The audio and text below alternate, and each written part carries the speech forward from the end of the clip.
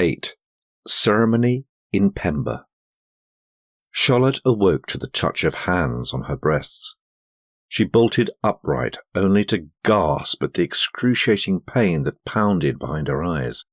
She clapped a hand to her agonized forehead. The intrusive fingers continued to ferret. She grasped them, furiously prepared for combat. Instead, her grip loosened, her outraged tirade dying on her lips as her vision cleared. She gaped in slack-jawed surprise. A small girl, skin warm, burnished brown in the dim light, drew back, dropping the satin ribbon threading the ruffle of her thin chemise. Her luminous eyes were wide with surprise as she and Charlotte marvelled at each other, creatures from distant worlds. She was young, barely in her teens. Her hair, plaited in elaborate coils along her scalp, hung in a multitude of minuscule cords interwoven with glistening glass beads and bone. Enormous metal hoops hung from her ears, twirling and bumping against thin shoulders. Other than the brilliantly patterned cloth that lightly wrapped her waist, she was naked. "Where am I?" Charlotte croaked. Her mouth felt like it had been filled with cotton wool, and her throat ached so badly she could hardly speak. The girl inspected her, uncomprehending. The sudden movement made Charlotte's head throb anew. A wave of exhaustion and uncertainty pressed her back into the mat. If only she knew where she was. Overhead, she studied the intricately thatched reeds of the small hut where she lay. There were no windows, just a simple rough door pitted against the sun, small rays of light spilling a white-hot trail on the hard dirt floor. Incense wafted about the tiny room in a dense, sweet cloud, and Charlotte's nose recoiled against its clawing invasion. "Amani." She started at the soft voice. At her side, the girl held a coconut shell filled with a brackish liquid, which Charlotte viewed with a weary eye. The girl broke into a beaming smile, "Pombe, pombe," and held it out once again. Almost mad with thirst, Charlotte took the shell with shaking hands and drank. The brew was warm and bubbled with yeasty fermentation, but she gulped greedily. Certainly, at that moment, nothing could have tasted better. Only after the second brimming shellful did she stop. It was then that she realized she, too, was half naked. She looked down through her tangled hair, still damp from the sea, and saw that she was still wearing her chemise, damp and reeking from the sea. But her pantaloons were gone, as was her corset, and she squirmed at the odd sensation of not feeling their civilized constraints. She attempted to tighten the thin ribbon of her chemise, then released it, bemused. Here she sat, stranded a world from home, surrounded by a civilization that was most probably hostile, and she, Charlotte Earnshaw, was fool enough to worry about modesty. She moaned with exhausted laughter, then turned at the sound of a giggle. The girl shared the pale stranger's odd joke, apparently, her dark face grinning in the haze of the small hut. With a shy, covetous hand, she gestured towards the blue ribbon. Magnanimously, Charlotte whisked the silken strand from her chemise, and with considerable less fanfare, the thin muslin deflated beneath her breasts. Charlotte collapsed in outright hysterical laughter. Suddenly, everything was ridiculously funny. "God's wounds, if I didn't know better, I would swear this is Persia, 10th century A.D. What exquisite craftsmanship!" Charlotte's head swiveled at the familiar English-clipped voice. "Papa?" Frantically, she pulled a thin blanket from the mat and wrapped it about her before she scrambled through the rough doorway. Within an instant, she was blinded by the glare of the dazzling African sun. She took a dizzy step back as images took turns multiplying and dividing in the intense brightness. A lanky figure came into focus, adjusting his spectacles as they slid down his nose in the afternoon heat. "Papa!" Charlotte threw herself into her father's arms. Tears of relief sprang to her eyes as she buried her face in the familiar tweed of his waistcoat. "My own dear child, how I feared for you." Tremulous lips pressed to her forehead as his voice shook with emotion. His frail arms finally held back as he looked down with a heartfelt smile. "How now, daughter? You are certainly a sight for these old eyes." Charlotte blanched with a weak smile, before she tugged self-consciously at the blanket. "Oh, Papa, I must look a fright, though I must say I have never been so happy to see anyone in my life." She hugged him fiercely, then looked around. "But where are we?" "I haven't the foggiest, my dear. Shall we find out?" Charlotte looked about with wondering eyes at their tropical paradise, newly washed from the storm. Her hut, and others like it, littered the sloping hill that rose from the undulating wild vegetation of endless jungle. Natives scurried everywhere, some stopping to watch them with unabashed curiosity, others busily ignoring them, carrying enormous parcels on their heads or bearing roughly hewn yokes upon their shoulders. Drums echoed in the distance. Earnshaw pointed to the crest of a hill. "Shall we follow the drums, then?" As they joined a swarm of natives, Charlotte clung to his arm. "Thank heavens you are safe." "How could I not be with our own guardian angel?" Charlotte frowned. "But what purpose could he have to bring us here to this primitive island?" Earnshaw pulled an elaborate carved piece of wood from his pocket. "This is hardly primitive, my dear." He held it up in the air, scrutinizing it with an educated eye. "Most likely there is a distinctive Persian influence. I would gather a good portion of these natives are of Shirazi origin, perhaps originally slaves of the Omanis." He pointed to a passing man, water jug poised on a strong shoulder. "Note this fine fellow. The slender build and fine features, no doubt Arab, Indian, even Portuguese blood flows in those veins." He turned to Charlotte, his faded eyes glowing with excitement. "No, daughter, we have stumbled onto a veritable Eden."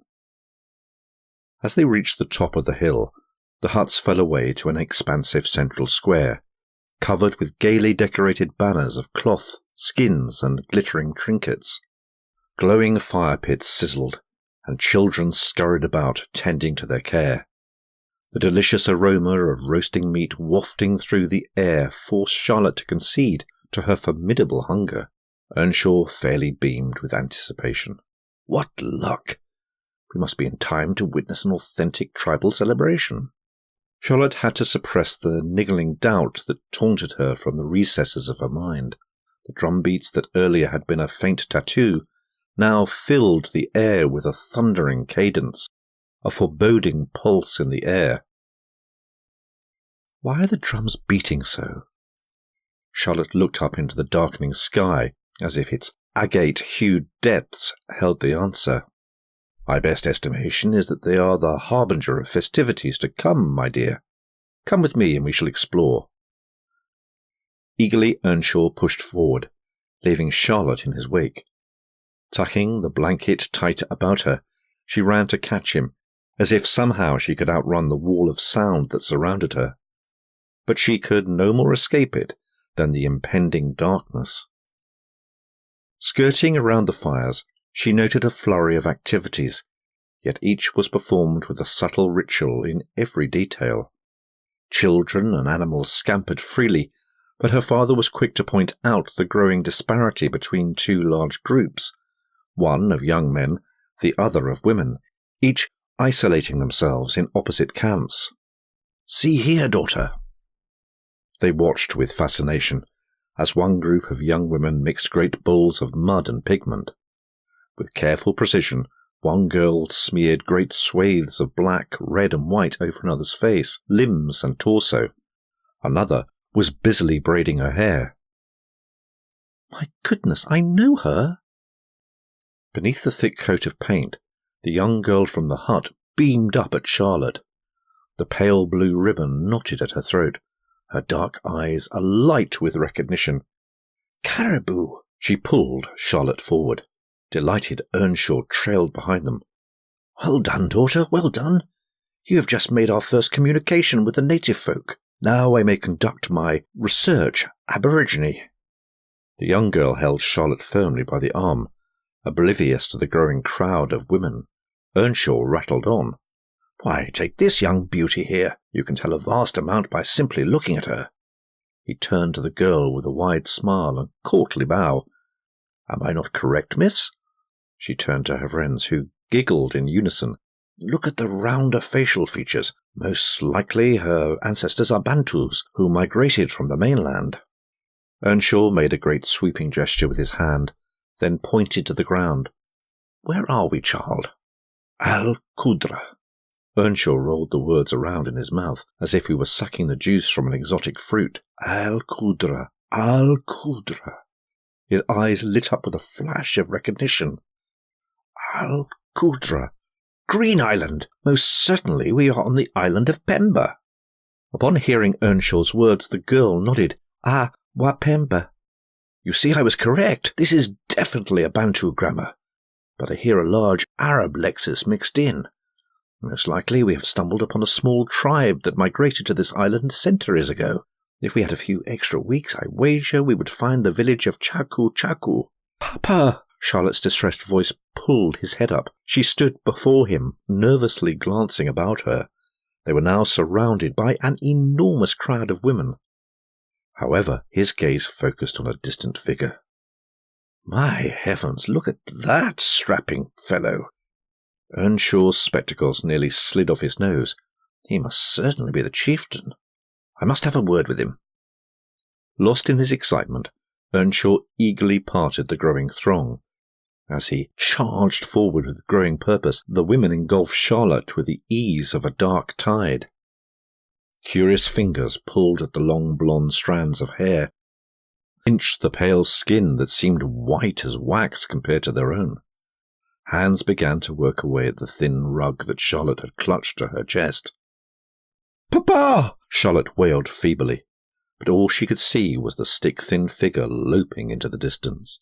Arms intertwined around her own, and before she could utter another word, she was swept into the blackness of a nearby hut. Hardly able to see through the acrid smoke, she felt hands on her face and her limbs, sliding up her shoulders beneath the fabric of her chemise. "Papa!" She heard nothing but the soft laughter of female voices, and in the distance the incessant maddening beat of the drums. Her cries of protest were muffled by cheerful laughter as the chemise dropped to the floor. She could feel fingers busily intertwining through her hair, and vaguely Charlotte conjured an image of Mrs. Givens, her own dexterous fingers and knitting needles flying. Much like these fingers that wove their own special magic, she could feel the effects of the drink tug at her senses. Drowsily she closed her eyes, yielding to their ministrations, until she felt the mud on her skin. This was too much. Charlotte howled at the top of her lungs. As if in answer, the small hut fell silent. She gaped at the vision before her.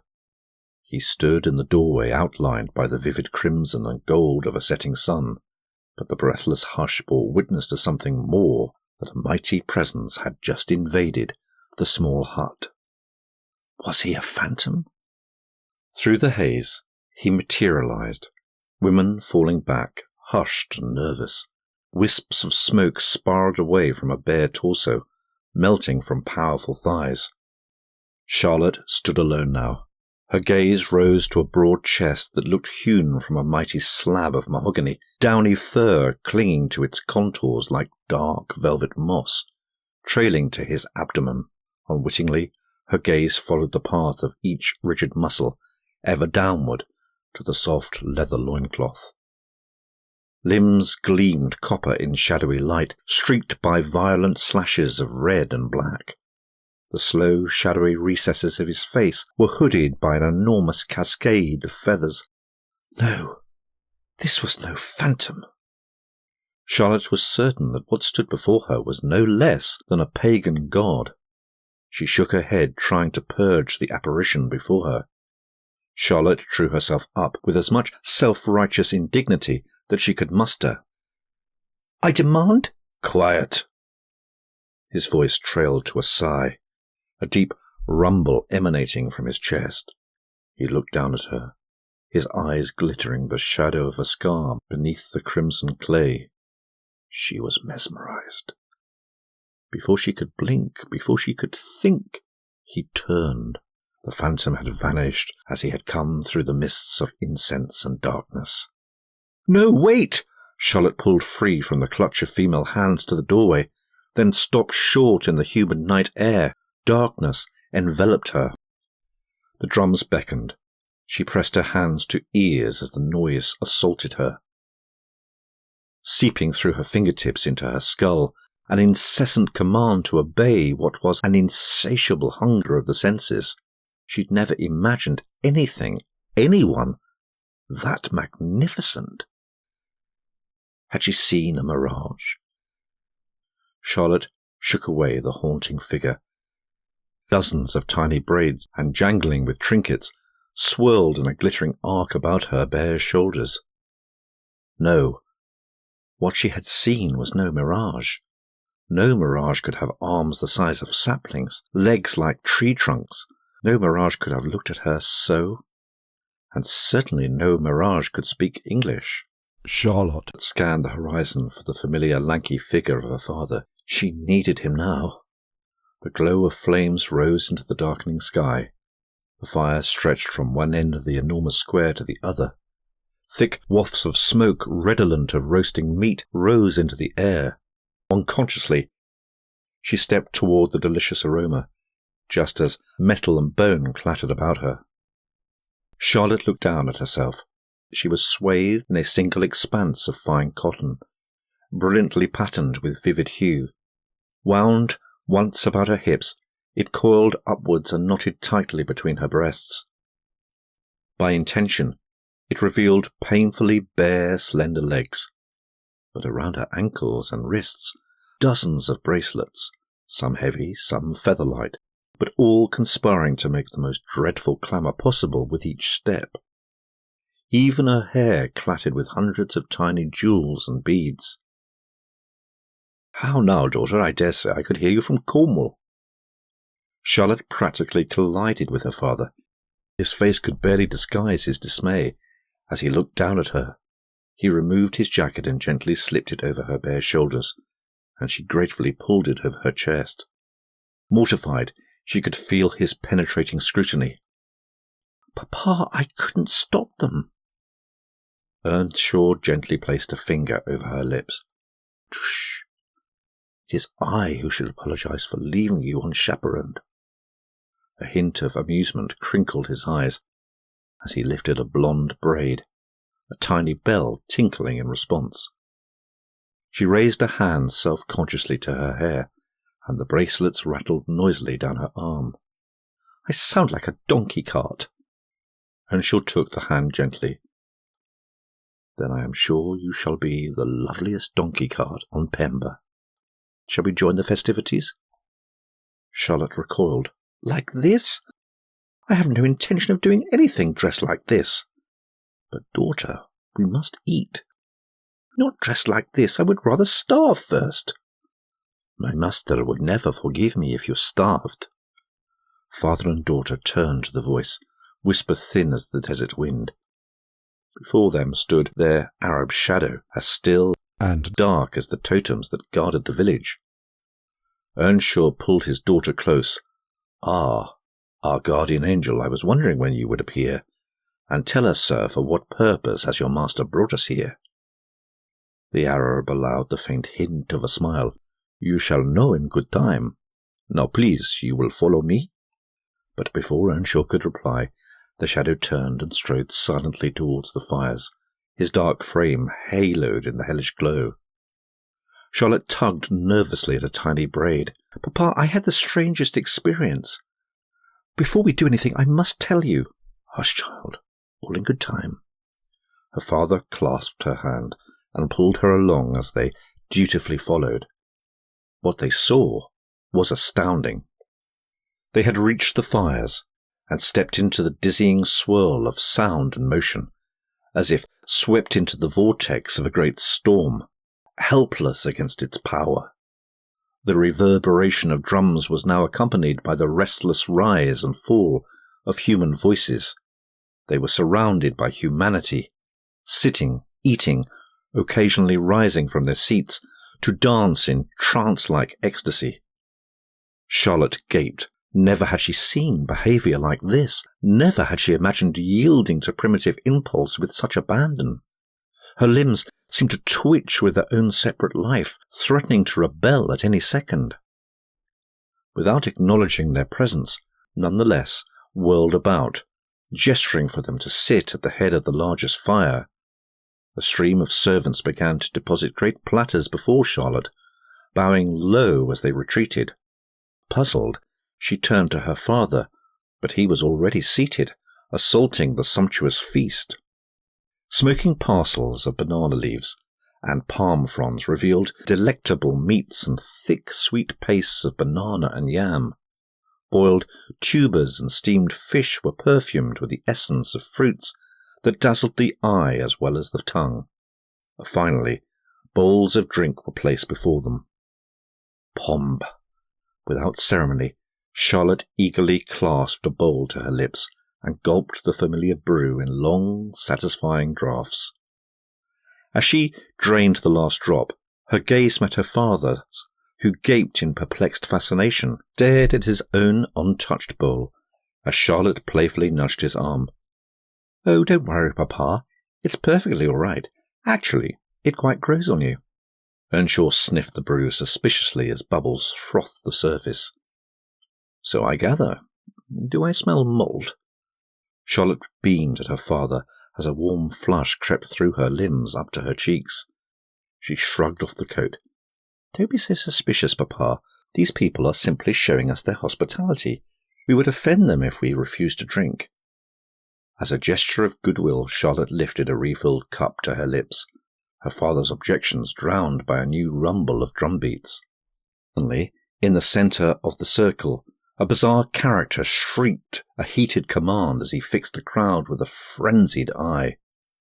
Covered in animal skins, the gnomish man seemed to move with supernatural strength and agility. Her father nodded enthusiastically. "I say, I met that chap in my search for that chieftain fellow. He's the local clergyman, in a manner of speaking." The creature that howled like a banshee before them was certainly like no other clergyman Charlotte had ever seen before. His yellowed eyes seemed to burn in his blue-black skull like embers, and what teeth he had left in his head had been filed to razor points. Around his neck hung amulets, dusty bags, and bones.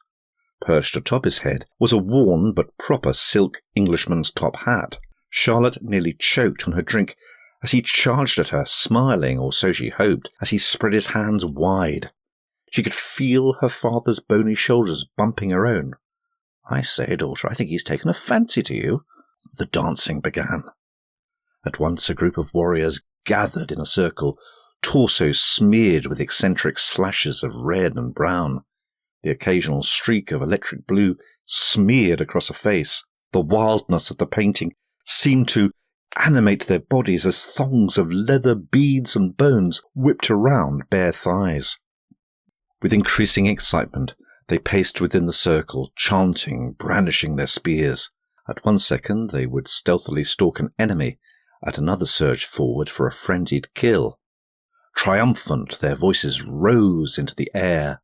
The drums were mesmerizing, the bass upon which the harmony of human voices created an intoxication of the soul, the air pulsing with a magical force to which no living thing could be immune, certainly not Charlotte.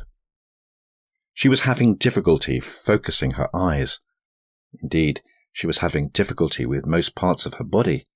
Nothing seemed to be cooperating. Liquid fire coursed through every limb. Every nerve sizzled with the music. Her body was throbbing with it. She knew she must be moving, and yet she seemed to hang suspended, lighter than air. Carelessly the bowl of pombe fell to the ground, and she laughed and could not stop. Not until the group of young women joined the warriors. Drawing ever closer, they danced with joy and celebration, of feminine voices playing a haunting counterpoint. to the deeper male incantation. They stood, their slender arms and legs a multitude of bracelets, creating a tinkling chorus of metal and bone. I say, this looks familiar. Charlotte turned at her father's worried voice. He frowned uneasily as he stared with sombre eyes at the dancers. This is very similar to a ritual I witnessed in the Sahara many years ago.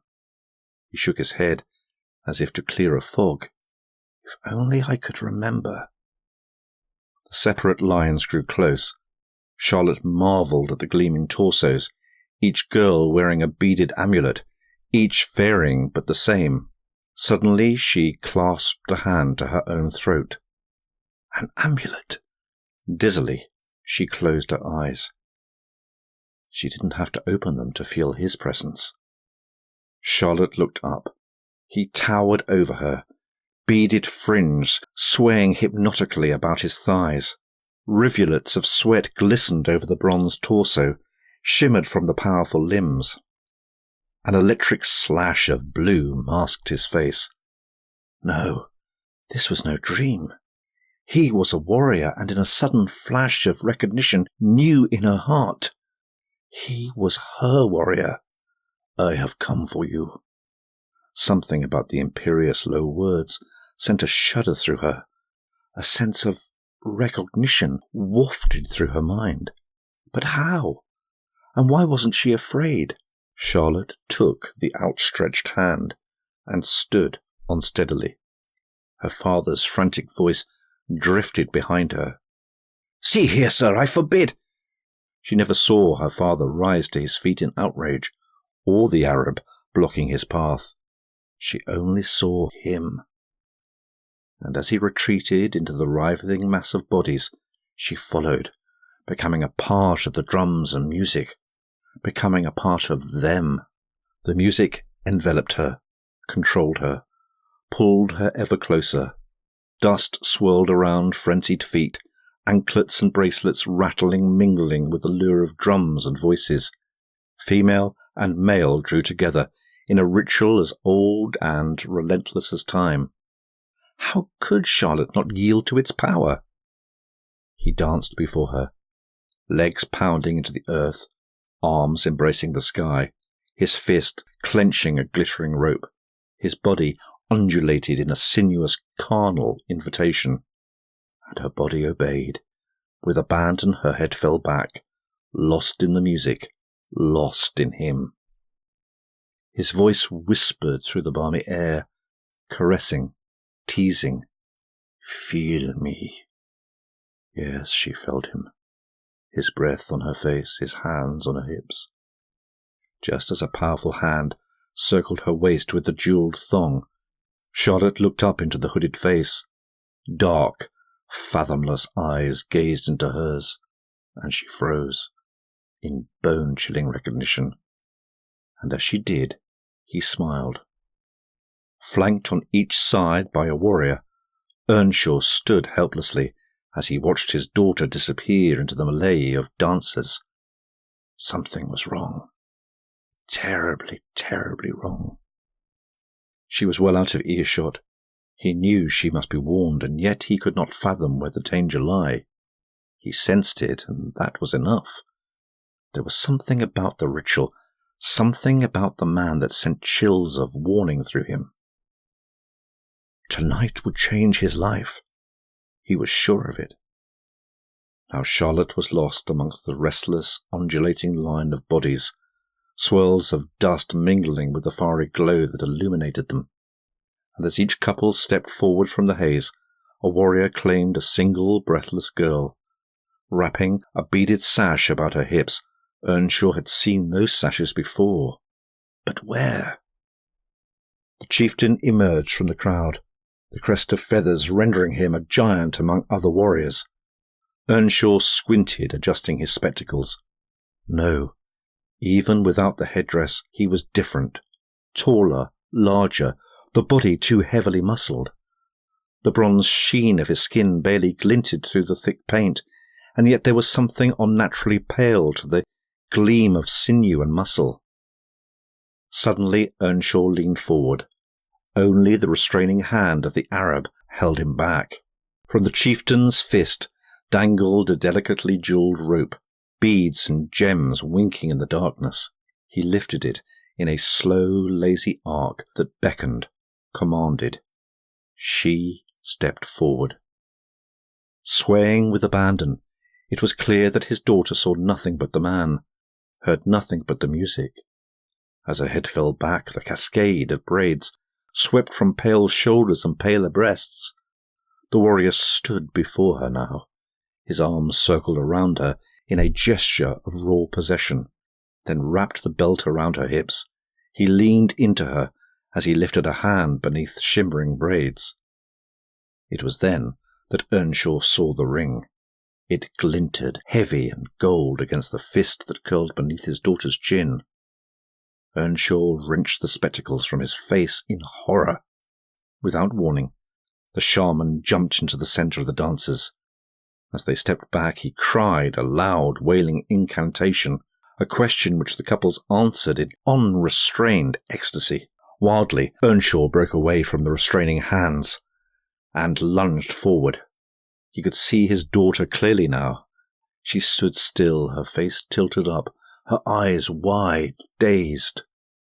Earnshaw stumbled to his knees, his voice an agonized howl. "You must stop! You are—" His voice never reached her as the warrior's lips claimed hers. "Being married,"